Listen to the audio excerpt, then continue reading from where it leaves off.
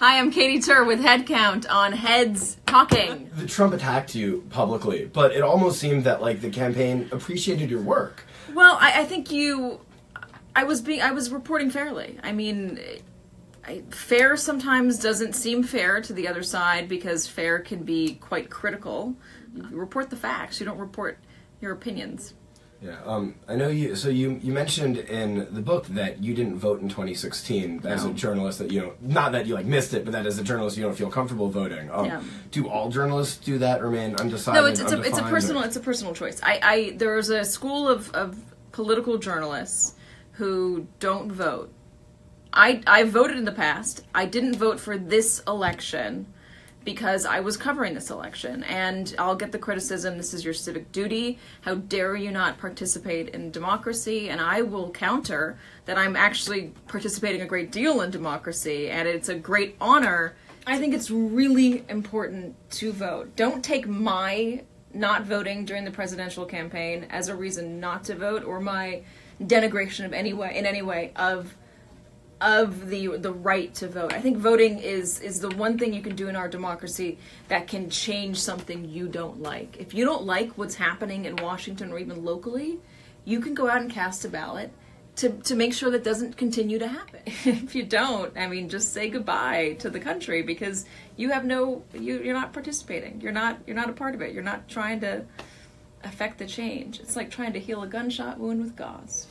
You mentioned the Phish song "Swept Away" in your book. What other songs or artists served as the soundtrack to your 2016 experience? Well, I did hear a lot of Elton John and Tiny Dancer. I heard a lot of Rolling Stones. Love the Rolling Stones, but I heard a lot of them because Donald Trump played them at the rallies. Phish really saved my butt at the end of the campaign. I was losing my mind. I couldn't sleep. I was like gritting my teeth.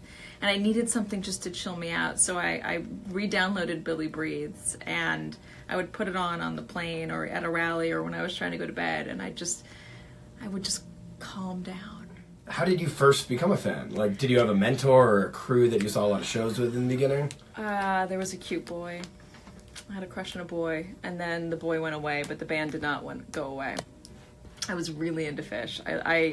I fell into it deep. I think the first song I liked, it might have been Farmhouse, which is, I think, the story of a lot of folks.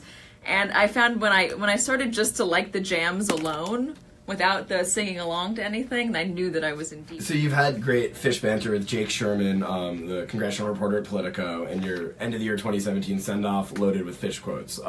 When do you start feeling comfortable outing yourself as a fan? How did it develop, and what's the general response been? I've never felt uncomfortable outing myself as a fan. I've always been a proud PH fan.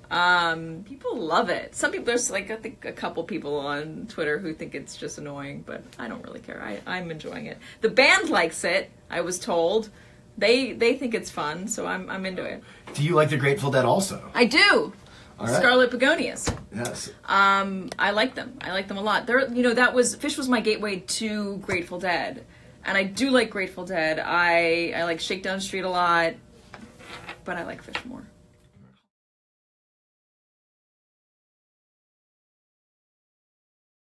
I don't want any politician at a Phish show. Phish should be anti-politics. It's not about politics. It is keep it pure, keep it a welcoming place for everybody where no one's going to be screaming at each other from their various corners. No politics.